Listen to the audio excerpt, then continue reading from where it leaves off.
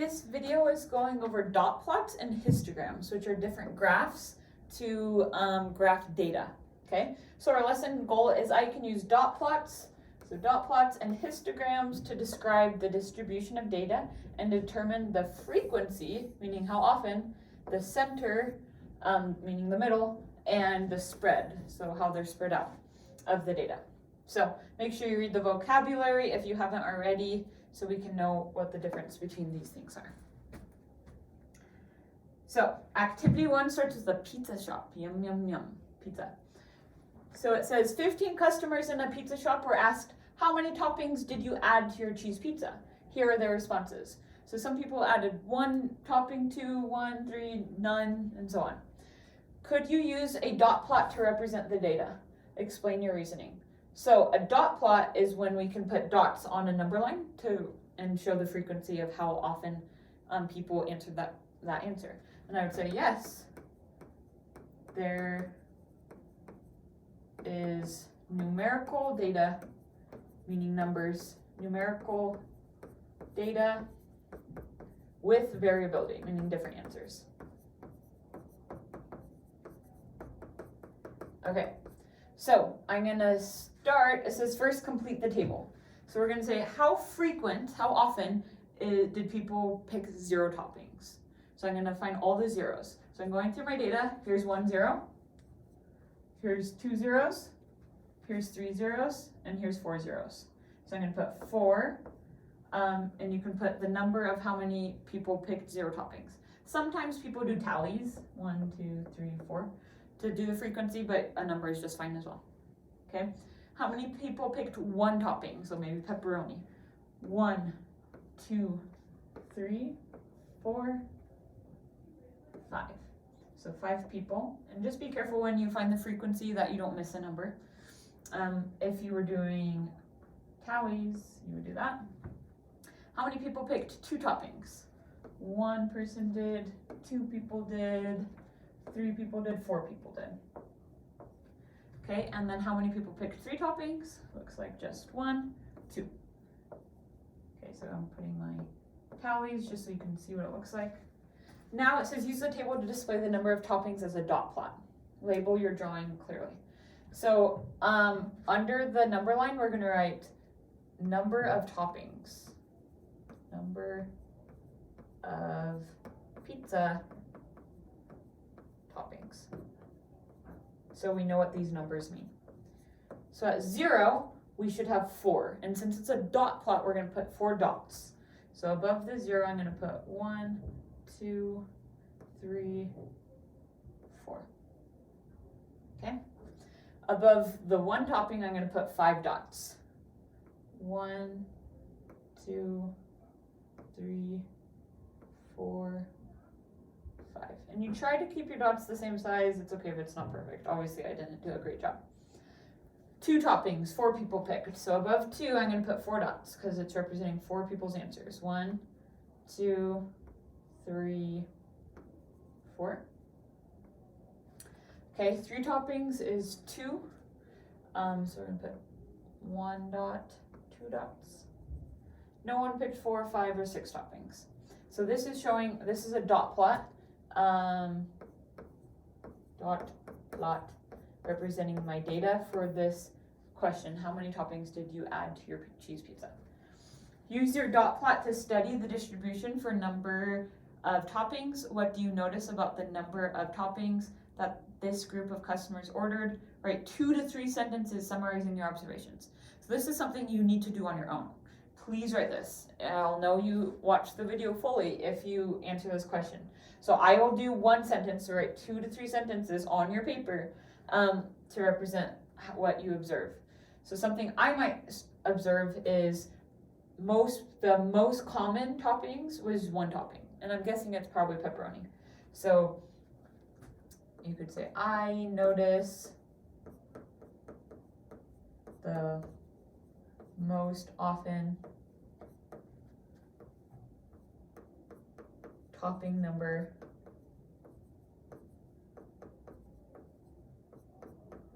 is 1. You could do another sentence.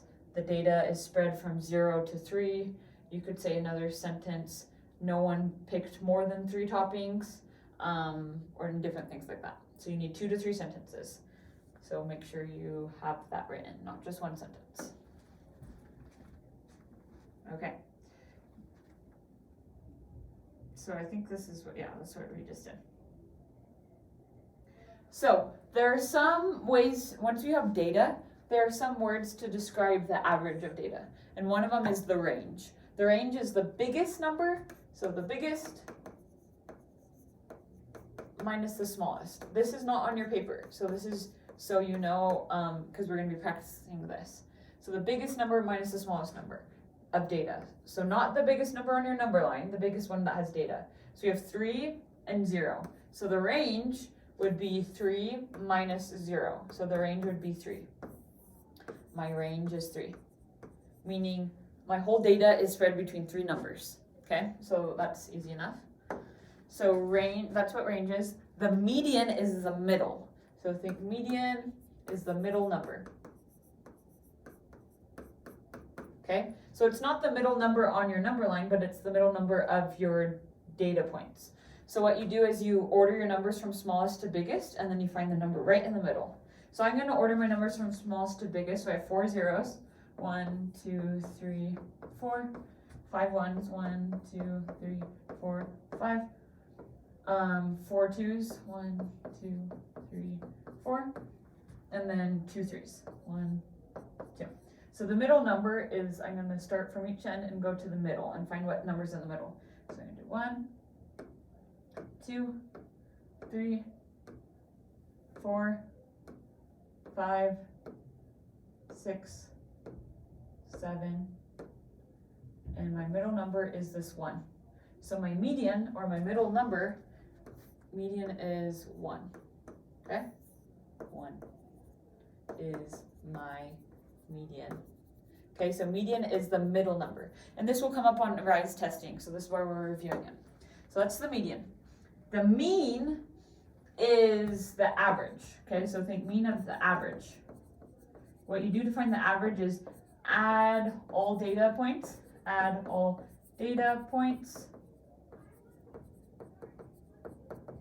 and divide by the number of data points.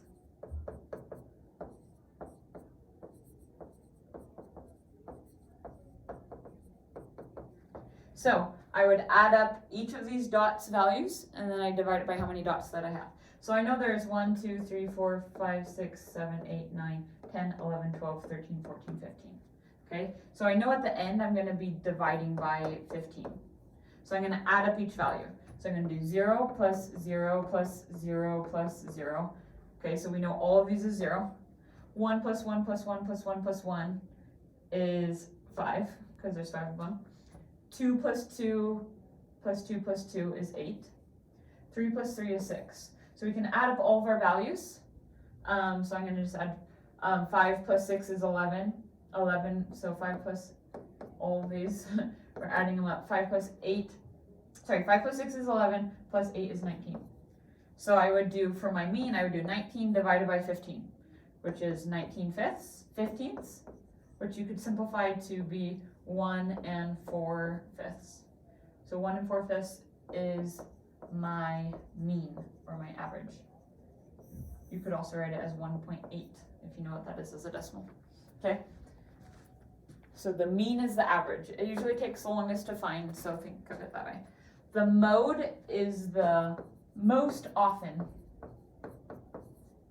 It's the number in our data that we see most often, or the one on a dot plot that is the tallest. So 1 is my mode, because it's the one that has the most data points than anywhere else. If it was tied and another one had 5, then I could have 2 modes. You can have more than one mode, or most often number. So if 2 was also here, then I would say it's 1 and 2. But since only one of them is, I would say my mode is 1. Okay? So that's important info. Going on to activity 2. 25 6th grade students, so we know we have 25 data points probably, were asked to estimate how many hours a week they spend talking on the phone.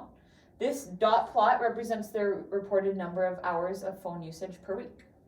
Okay, so we're going to use the data to find some answers. And notice this is a statistical question because we get different answers. And our answer is numerical, meaning we have numbers in our answer. So how many of the students reported not talking on the phone during the week? So hours on the phone, the ones that would be the ones that are 0, right? So let's count how many people. It's 1, 2, 3, 4, 5, 6, 7, 8, 9, 10.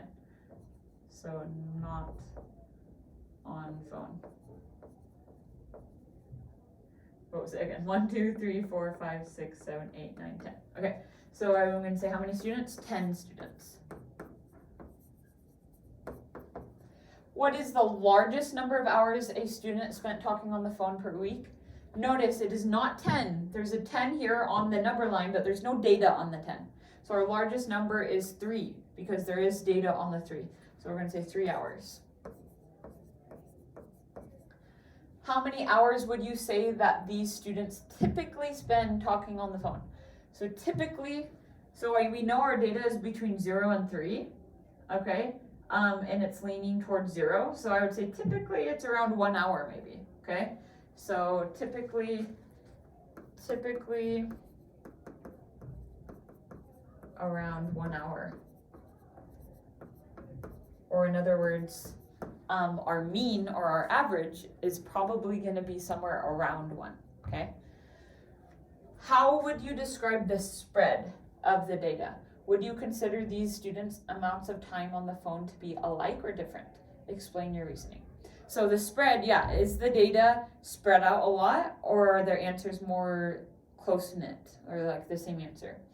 So one thing you could say is, I know the spread is between 0 and 3, and typically more people answered around 0 and 1 hours. So that is, which makes sense because not every single 6th grader has a cell phone, right? Or talks on the phone. Maybe they text or do other things, but maybe don't talk on the phone. So how would you describe the spread of the data? You could say it is spread between 0 to 3, leaning more towards 0.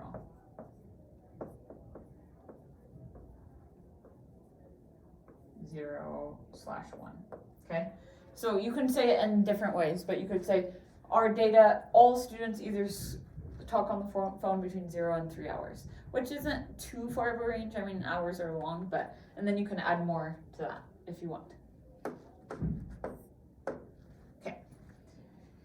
Activity 3, dog weights. So meaning we are looking at the weights of different doggies. So this is a histogram. A histogram is different than a dot plot. There's no dots. The histogram takes the frequency and just shows it in a chunk. So it's saying, okay, there are 6 dogs that weigh between 60 and 80 pounds. There are 10 dogs that weigh between 80 and 100 pounds, and so on. Okay, so this is called a histogram. Think of it, it kind of looks like history. Histogram. Okay, this is a histogram. You can label it. That would be a great thing to put on your paper for your notes. So let's go through it. Here's a histogram that shows some dog weights in pounds.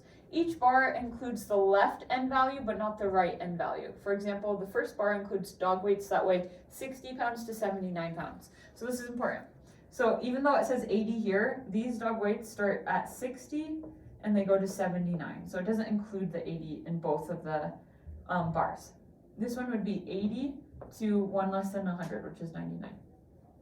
This one would be 100 to 1 less than 120, which is 119. This bar would be 120 to 1 less than 140, which is 139. This one is going to be 140 to 1 less, which is 159. And this will be 160 to 179. So this is my histogram representing that data. Use the histogram to answer the following questions. How many dogs weigh at least 100 pounds? Meaning 100 pounds plus, okay? So I'm not going to count these 2 bars because none of these are 100 pounds. But starting on this bar and up, that tells us how many dogs weigh 100 pounds plus. So here at the 100 to 119, the bar goes, looks like it goes to 14. Okay, so there's 14 there. I'm gonna draw these lines here so we can label each of these. Okay, this one, I would say is between 4 and 5, so this is probably 5.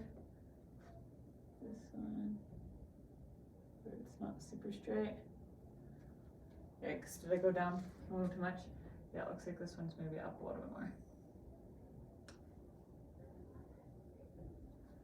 Okay, so this one looks like it's 3, and this one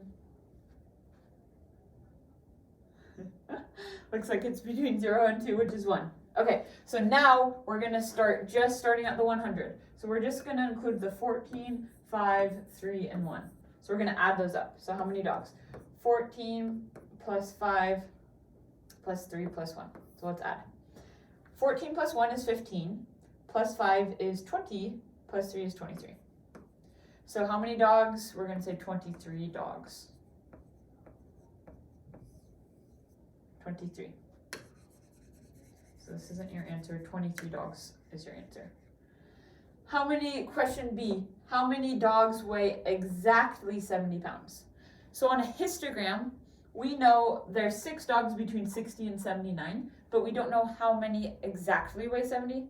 So we don't know this. So you could say not enough information.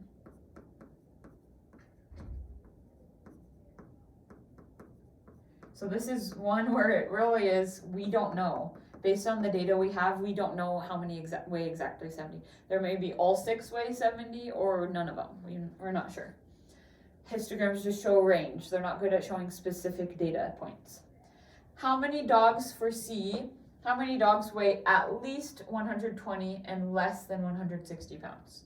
So at least 120. So in other words, the weight is over or equal to 120. And less than 160, and the weight is less than 160.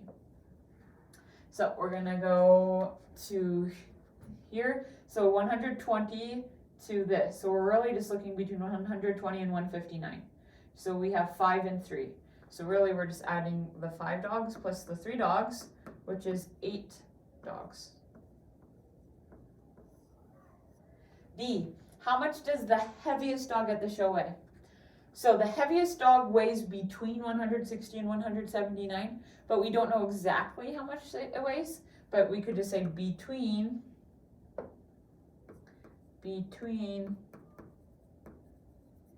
160 to 179, 179 pounds. We don't know exactly how much it weighs because histograms don't show us exacts.